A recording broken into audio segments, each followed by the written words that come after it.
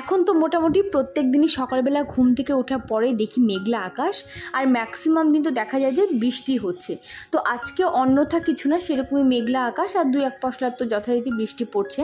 এখন বাজে সকাল 11টা, আর সকাল 11টার সময় ডাইরেক্ট আমি চলে এসেছি এখন কিচেনে সেই রান্নাটা, মানে দুপুরে রান্নাটা কমপ্লিট করব। সকাল থেকে আজকে ব্লগটা স্টার্ট করিনি, বলতে পারো একটু ঘরে কাজকর্ম একটু ব্যস্তই ছিলাম, সেই কারণে আর সকাল থেকে ইচ্ছে করে বলতে পারো করিনি। তো যাই হোক, সকালে আজকে ব্রেকফাস্ট করেছিলাম, পরোটা করেছিলাম আর আলু ভাজি করেছিলাম। তো আদিম স্কুলে গেছে, তো ওরা নিয়ে গেছে, আর একদম সকালবেলা উঠে করেছিলাম, আর ওটাই আমরা সকালবেলা খেয়ে নিয়েছিলাম। আর এখানটা এখন রান্না হচ্ছে আলু দিয়ে পটল দিয়ে পাঁচমেশালি মাছ বলতে গেলে চলে। কারণ তোমাদেরকে বলছি, পাঁচমেশালি মাছ বললাম, তোমরা হয়তো অনেকে ভাবছো এবার কি কথা। এখানটা মাছের ডিম আমি ভেজে নিলাম, আর তার আগে আমি ভেজে নিয়েছিলাম সমস্ত রকম মাছগুলো। আর এদিকে আমি তেলে দিয়ে দিলাম হচ্ছে জিরে রাঁধুনি, আর ওদিকটা আলু আর পটল ভাজা করলাম। তার প্রথমে আমি আলু পটলের মধ্যে মশলা কিছু দিনই পরে অ্যাড করেছি, জিরে গুঁড়ো, ধনে গুঁড়ো আর হলুদ গুঁড়ো, তারপরে এটা কষিয়ে নেব। আর এদিকে আমি যে রাঁধুনি আর আমি জিরে সোমবার দিয়েছিলাম, সেখানটা আমি দিয়ে দিয়েছি উচ্ছে। এই উচ্ছেটার ভেতরে আমি দিয়ে দেবো মাছের মাথা একটা, আর দিয়ে দেবো কিছু আমি ছোট ছোট চিংড়ি মাছ। তো এইটা কিন্তু অসাধারণ লাগে খেতে, তোমাদের সঙ্গে এর আগে আমি শেয়ার করেছিলাম। এটা প্রায় দিনে করি, বিশেষ করে গরমের দিনে তো ভীষণ পরিমাণে আমরা খাই এটা। আর এই তরকারিটা কিন্তু মানে খেতে ভীষণই ভালো লাগে, আর এক ফোঁটা তেতো হয় না। তোমরা যারা তেতো খেতে চাও বাট খেতে পারো না, তো তাদের জন্য খুব ভালো একটা রেসিপি এটা, একদম তরকারি তেতো হয় না। আর এখানটা আলু পটলের ভিতরে দিয়ে দিলাম বেশ খানিকটা পরিমাণ চিংড়ি মাছ, দিয়ে দিলাম 2-3 পিস মতো মাছের পিস আর কি, বড় মাছের পিস, আর দিলাম মাছের মাথা, দিয়ে দিলাম মাছের ডিম, মানে যা যা ছিল আর কি মোটামুটি সবটুকুই দিয়ে দিলাম। আর সেই কারণে তোমাদেরকে বললাম যে এটা পাঁচমেশালি একটা মাছের তরকারি আর কি হবে। আর এখানটা আমি গ্রেট করে রেখেছিলাম লাউ, তবে লাউ থেকে বড্ড জল উঠেছে, মানে গ্রেট করলে একটু নর্মালি জলটা বেশি ওঠে, কিন্তু আজকে এত পরিমাণে জল উঠেছে এটা কি বলবো। দোকান থেকে কিনে নিয়ে এসে কিন্তু রান্না করছি। তেলের ভিতরে দিয়ে দিয়েছি আমি খানিকটা পরিমাণে কলাইয়ের ডাল আর কাঁচা লঙ্কা। কলাইয়ের ডাল সোমবার দিয়ে লাউ, তারপর চাল কুমড়ো খেতে এত ভালো লাগে, পাঁচমিশালি সবজি খেতে এত ভালো লাগে। কলাইয়ের ডাল কিন্তু আমাদের কলকাতাতে মাথা খুঁটলেও কিন্তু পাওয়া যায় না, দিদি এসেছিল নিয়ে এসেছে। তো এটা দিয়ে লাউয়ের একটা ঘন্ট করব। বাইরে অলরেডি আবার বৃষ্টি পড়তে শুরু করে দিয়েছে, দেখো বৃষ্টি পড়লে বেশ ভালোই লাগে, কিন্তু ঘরে গরমটা কিন্তু কোনো মতে কমছে না। বৃষ্টি পড়লে ঘরের ভিতর যেটা গুমোট গরম না, এটা রয়ে যাচ্ছে। ভাবি যে কমে যাবে গরমটা, বেশ ঠান্ডা থাকবে ওয়েদার, সেরকমটা কখনোই হয় না, সেই গরমই থাকে, ফ্যানই চলছে কন্টিনিউ। আগে তোমাদের সঙ্গে শেয়ার করেছিলাম, মানে আগে যেটা হতো আর কি, বৃষ্টি পড়লে মোটামুটি একদিন একটু জোরে বৃষ্টি হলে মোটামুটি 2-3 দিন আরামসে ঘুমোতে পারতাম, ফ্যান চালাতাম না, বা আরাম পেতাম আর কি ওয়েদারটার জন্য। এখন সেটা হচ্ছে না। আজকে খুব একটা খুশির দিন, বা বলতে পারো একটা আনন্দের দিন, তারপরেও যেন কোথাও যেন একটুখানি খারাপ লাগছে। আর খারাপ লাগার মেন কারণ হচ্ছে আজকে ফ্রিজটাকে আমাদের দিয়ে দিতে হচ্ছে। আজকে নতুন ফ্রিজ আসবে, আর তার সঙ্গে সঙ্গে এটা তো এক্সচেঞ্জ হবে আর কি, এটাকে দিয়ে দিতে হবে। তো কোথাও যেন নতুন ফ্রিজ আসছে, আনন্দের সাথে সাথে এত কষ্ট হচ্ছে সত্যি কথা ফ্রিজটা নিয়ে। এই ফ্রিজটার পিছনে অনেক ইমোশন আছে, অনেক কিছু আছে। এই ফ্রিজটা আমরা মানে ইলেকট্রনিক্স জিনিসের মধ্যে, বড় জিনিসের মধ্যে এই জিনিসটা আমরা আগে কিনি। তো আমার বিয়ের পর শ্বশুরবাড়িতে সবই ছিল, ইভেন এখনও আছে, কিন্তু আমরা স্পেশালি আমি যেটা বায়না করেছিলাম আমার হাজব্যান্ডকে যে আমি একটু নতুন ফ্রিজ নেব, তখন ও আমাকে এটা কিনে দিয়েছিল। অনেক বছর হয়ে গেছে ফ্রিজটা, বাট ঘরে কেউ ঢুকলে না হঠাৎ করে দেখে বলে কি নতুন নিয়েছো ফ্রিজটা, কারণ একটু মুছে চকচক ঝকঝক করে রাখি। আর ফ্রিজটার গ্লেজটাও না সেই রকমই রয়েছে, একটু গ্লেজটা এখনো পর্যন্ত নষ্ট হয়নি। তো এই ফ্রিজটার উপরে অনেক ঝড় ঝাপটা অনেক কিছু গেছে, কারণ আমরা যখন এই বাড়িটা যখন হচ্ছিল তখন আমরা ভাড়া বাড়িতে গেছিলাম। ফ্রিজটা আমি ব্যালকানিতে রেখেছিলাম একটা সাইডে, তো ব্যালকানির স্লাইডিং সিস্টেম একদিকে ছিল, একদিকে ছিল না, যে দিকটা ছিল না সেই দিকটা ফ্রিজটা ছিল। বৃষ্টি এলে প্রায় দিনই ফ্রিজটা ভিজে যেত, অনেক ঝড়ঝাপটা গেছে এটার উপর। তারপরে আমাদেরকে এত সুন্দরভাবে সাথ দিয়েছে, তো ফ্রিজটা মানে কি বলবো, যে দিয়ে দিতে হবে আজকে, এটা ভেবেই না অনেক খারাপ লাগছে। আর ফ্রিজটা সত্যি কথা বলতে আমার খুব প্রিয়। আমার হাজবেন্ড অনেকদিন আগে বলেছিল একবার যে নতুন একটা ফ্রিজ নেবে ডাবল ডোরে, তো আমি ওকে অনেক দিন ধরে বারণ করে আসছি যে না নিও না, এখন নিও না। ফ্রিজটা চলছে, ভালো আছে, দরকার কি। কিন্তু একটা প্রবলেম হচ্ছিল যে ডিপ ফ্রিজটা কদিন পর পরে বরফ জমে যাচ্ছিলো। তো যাই হোক, এরকম একটা অঘটন ঘটে গেল কালকে। আর এখন ভাবছি যে এটাকে আবার সারালে সেই 3-4 হাজার টাকা লাগবে। তো তার থেকে একটা নতুন নিয়েই নিই, এবার নেওয়া যেতে পারে আর কি, এরকম ভেবেছি। তো আরেকটুখানি পরেই চলে আসবে আমাদের নতুন ফ্রিজ, আর এটাকে দিয়ে দিতে হবে। তো ভাবলাম এটার সঙ্গে যে সমস্ত ইমোশন, ভালোবাসা, ভালো লাগা জড়িয়ে আছে তোমাদের সঙ্গে একটু শেয়ার করি। আর ফ্রিজটাকে সত্যি ছাড়তে ইচ্ছে করছে না। আর এখনো পর্যন্ত মানে গ্লেজটা দেখতে পাচ্ছ তোমরা, সেই রকমই কিন্তু রয়েছে, এক ফোঁটা গ্লেজও নষ্ট হয়নি, খুব ভালো ছিল ফ্রিজটা। এটা গোদরেজের ফ্রিজ ছিল আমার। ফ্রিজের ভেতরটা বেশ খানিকটা ক্লিন করে দিয়ে, ক্লিন ছিল যদিও, তারপর একটুখানি ক্লিন করে দিলাম। আর ডিপ ফ্রিজের অবস্থা এই জায়গাটার জন্য আমাদের ফ্রিজটাকে দিয়ে দিতে হচ্ছে। এটা কিছু কিছু জিনিস এরকম হয় না, দেখবে যার সঙ্গে ইমোশন জড়িয়ে থাকে মানে ভীষণ পরিমাণে। তো ফ্রিজটা যেহেতু বললাম ইলেকট্রনিক, মানে আমরা নিজের হাতে যখন কিছু কিনতে শুরু করলাম আস্তে আস্তে ঘর সাজানোর জন্য, তার মধ্যে সবচেয়ে বড় ইলেকট্রনিক জিনিস হলো আমার এই ফ্রিজটা। আজকে যে ব্লগটা আমি শেয়ার করছি এটাও কিন্তু বেশ কয়েকটা দিন আগের ব্লগ, কারণ আমি মাঝখানে বেশ অনেক কয়েকটা দিন ভিডিও দিইনি, তো সেগুলো সবই জমা ছিল। তো আজকে আমাদের সেই নতুন ফ্রিজটা আসছে, মানে এসে গেছে, তোমাদের সামনে সেটা শেয়ার করলাম। আর দিয়ম তো প্রচণ্ড পরিমাণে খুশি, সে অনেকক্ষণ ধরে বলে যাচ্ছে মা কখন আসবে কখন আসবে, ব্যালকানি দিয়ে পুরো তাকিয়ে রয়েছে বাইরে, এখন আসছে না কেন, কথা বলতে বলতে পাগল করে দিল। যেটা হয় আর কি, নতুন জিনিস বাড়িতে নিয়ে এলে প্রত্যেকে খুশি থাকি আমরা, ছোটরা তো বেশিই থাকে। আদিওমের আজকে এত খুশি দেখে আজকে আমার একটা ছোটোবেলার খুশির কথা মনে পড়ে গেল, আর তোমাদের সাথে সেটা শেয়ারও করছি। ছোটোবেলায় নর্মাল একটা বালতি কিনেছে মা, তখন আমি অনেকটাই ছোট, মানে বাড়ির সামনে দিয়ে যাচ্ছে প্লাস্টিকের বালতি নিয়ে, তো মা একটা বালতি কিনেছে মার দরকারের জন্য। সেই বালতিটা নিয়ে আমি এত খুশি হয়েছিলাম যে আমি বালতিটা নিয়ে খেলছি, বারবার করে বাজাচ্ছিলাম একটা চামচ দিয়ে, আর সেটা কন্টিনিউ করতে করতে করতে করতে দেখা গেল খানিকক্ষণ পরে ওই বালতিটা আমার হাতে আর কি পুরো ফেটে ভেঙে চুরমার হয়ে গেল। মানে কেন জানি না ওই বালতিটার প্রতি এত, মানে বালতিটা আসার পর এত খুশি হয়েছিলাম আমি, ছোট্ট একটা বালতি। আর ছোটো জিনিসের প্রতি আমার একটু বেশি মানে আকর্ষণ থাকে বড় জিনিসের চাইতে, তো ওই বালতিটা থেকে খুব খুশি হয়েছিলাম আমি। তো সেই আনন্দের কথাটা তোমাদের সঙ্গে শেয়ার করলাম, যে আনন্দের ঠেলায় পুরো বালতিটাই ফাটিয়ে দিয়েছি। আর এখানে গিফটটা দিয়েছে, তোমাদের সঙ্গে পরে শেয়ার করব যে ফ্রিজের সঙ্গে কি গিফট আমি পেলাম। গ্রেট ইস্টার্নে আমরা ফোন করেছিলাম, তারপরে ফোন করে আমরা বলেছিলাম যে আমরা কি ওপেন করতে পারি কিনা, তো বলেছিল যে হ্যাঁ করতে পারি, কোনো অসুবিধে নেই। নর্মালি এখন সবাই কিনে নিয়ে এসে অন করে দেয়, তো বলেছে 2 ঘন্টা রেখে তারপরে অন করতে।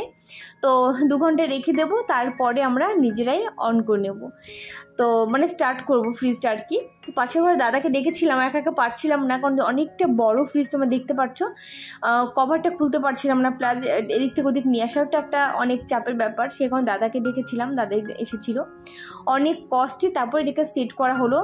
তো অনেকটাই বড়, আমার ডাইনিং রুম নিয়ে অনেকটা জায়গা মনে আরও ছোট হয়ে গেছে, এমনি ডাইনিং স্পেসটা ছোট, তারপরে মনে আরও অনেক ছোট হয়ে গেছে। আগের ফ্রিজটা ছিল একটা ছোট মাপের মধ্যে ছিল, কিন্তু এই ফ্রিজটা তো মানে সেই তার তুলনায় অনেকটাই বড়, কিন্তু অনেক কাজের হয়েছে। ডাবল ডোরের ফ্রিজ যথারীতি অনেক কাজের হয়, আর আমার তো মাছ মাংস বেশি করে এনে রাখি, তো সেক্ষেত্রে অনেকটাই হেল্প হবে আর কি। তো এই যে হলো ফ্রিজ, এটা স্যামসাংয়ের ফ্রিজ, আর এটার 301 না 320 লিটার আমার খেয়াল নেই, পরে আমি দেখে বলবো আবার। তো দেখিয়ে দিই, এই যে ডিপ ফ্রিজটা এরকম এসছে, বেশ অনেকটা জায়গা আছে, আর নিচটাতেও বেশ অনেকটা জায়গা দেখে আমি নিয়েছি। আমি ট্রিপল ডোরের যে ফ্রিজগুলো আছে সেগুলো নিতে চেয়েছিলাম, কিন্তু সেগুলো আমি অনেকটা জায়গা আমি পাইনি, প্লাস যেগুলো পেয়েছিলাম সেগুলো আরও অনেক বড়, তো সেই কারণে আমি নিলাম না। তো কেমন হয়েছে অবশ্যই জানিও।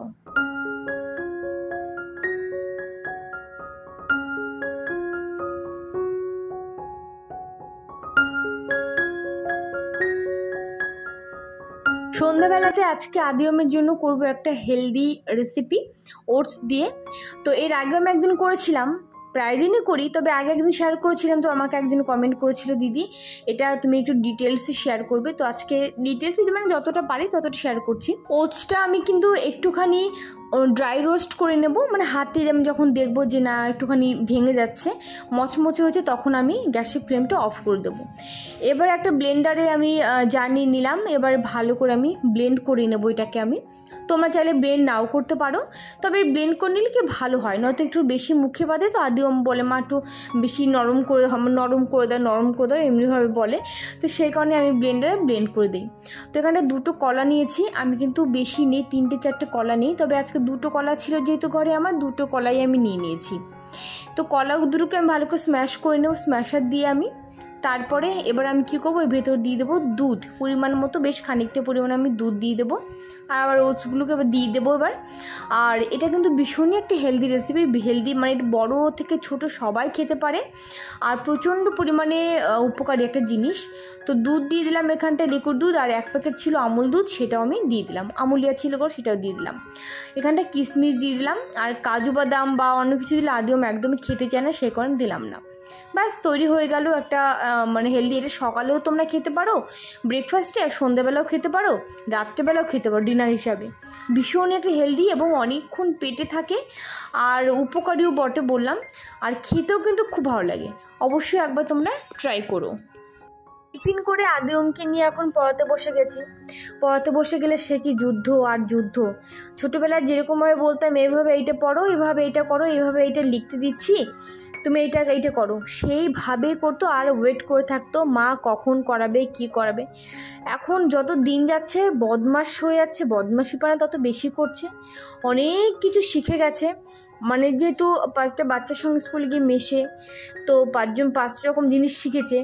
তো এখন কি বলো তো, আমি যেটা শেখাতে যাই সেটা ওরা আগে জেনে দেখে বসে থাকে, মা এটা তো এই না, এই হয়েছিল জানো তো, এইটা এই ব্যাপার ওই।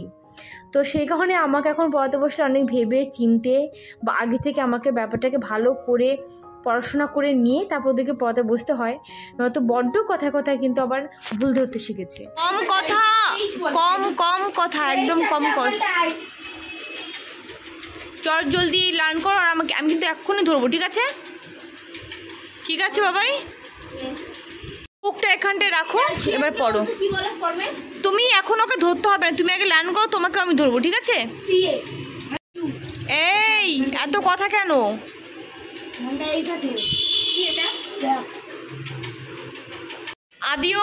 আদিওমকে আটকে রেখেছি ওই ঘরে। আদিওম কি করেছে, বল খেলতে খেলতে, ফুটবল খেলতে খেলতে বারণ করলাম খেলিস না বলতে বলতে এখান থেকে কাঁচের গ্লাস একটা পড়লো, পড়ে ব্যাস এখানটা গেল। মানে আমার ঘরে কোনো কিছু এরা থাকতে দেবে না, সমস্ত কিছু ভেঙে চুরমার করে, খেলতে খেলতে কখন হাসতে হাসতে এই ওরা করে। আমি বল আটকে রেখে দিয়েছি, বল আমি দেবো না, আর আমি দরজা আজকে খুলবো না, ঠিক আছে? এইভাবেই থাকবি না, খুলবো না, এইভাবে থাক আজকে যতক্ষণ পারিস। এটার উপরে একটা মানে বোল ছিল, প্লাস্টিকের বোল ছিল, তার মধ্যে মানে ফ্লাওয়ার ছিল কিছু, সেটাকেও ফেলে দিয়ে শেষ করেছে।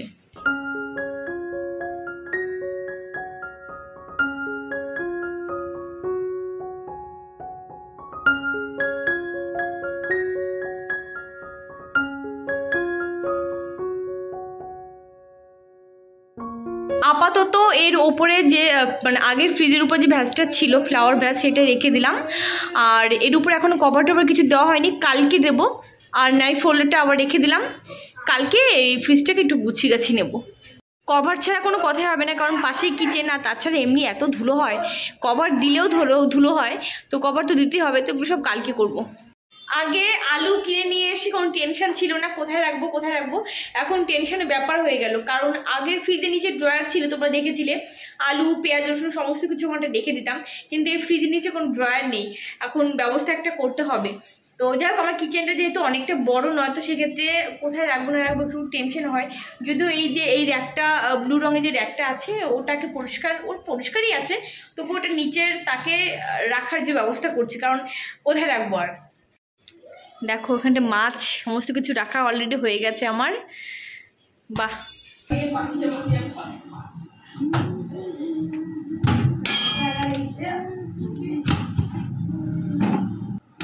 রাত্রিবেলা করবো রুটি আর একটা আলু দিয়ে ধনেপাতা দিয়ে একটা তরকারি। আলু এই ধনেপাতা তরকারিটা মানে আলু চচ্চড়িটা ধনেপাতা দিয়ে নামানোর আগে, আর অনেক দিন হয়ে গেছে এই তরকারিটা খাই না, তো আজকে আদিমও বলছে এটা করতে, আমার হাজব্যান্ডও বলেছে, তো সেটাই করবো আজকে।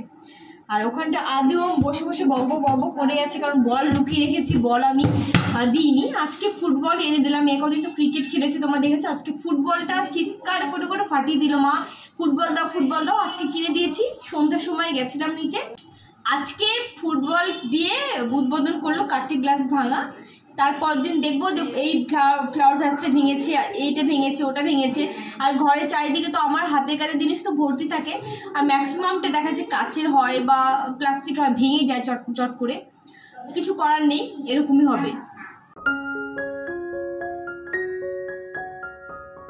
এখানটা আলু কেটে তারপরে ধুয়ে আমি আবার জলে ভিজিয়ে রেখেছিলাম। এটা কন্টেনারের ভিতরে এবার রেখে দেবো। এটা সকালবেলা উঠে তাহলে আর ঝামেলা থাকবে না আলু কাটার। আদিমেকে কালকে টিফিনে দিয়ে দেবো আলু ভাজা আর পরোটা। তো সেই কারণে রাত্রেবেলা কেটে ধুয়ে ভালো করে এয়ারটাইট কন্টেনারের ভিতরে রেখে দিলে আর সকালবেলা উঠে ঝামেলা থাকে না, নয়তো আলু কাটতে অনেক সময় লেগে যায়। চলো, ফ্রিজটা আসাতে কত কিছু রেখে দিয়েছি দেখো, ভেতরে অনেক কিছু রাখা হয়ে গেছে অলরেডি আমার। আলুর চচ্চড়ি করব, তো কড়াইতে তেল ছিল একটুখানি, সেই তেলের উপরে করে দিলাম বলে কড়াইটা একটুখানি কালো কালো লাগছে। যাই হোক, হলুদ লঙ্কা লবণ দিয়ে দিয়েছি, আর সোমবার দিয়েছি গোটা জিরে। কালো জিরে দিতে হয়, সেখানটা ভুল করে আমি দিয়ে দিয়েছি গোটা জিরে। তো যাই হোক, খারাপ লাগে না, ভালোই লাগে। তো এটা হবে, আর তার সাথে হবে গরমা গরম রুটি। আজকে ব্লগ আর কন্টিনিউ করব না, এই রুটি বানানোর দেখি ব্লগটা এন্ড করব। তো চলো, সবাই অনেক ভালো থেকো, অনেক হ্যাপি থেকো। আজকের মতো সবাইকে টাটা।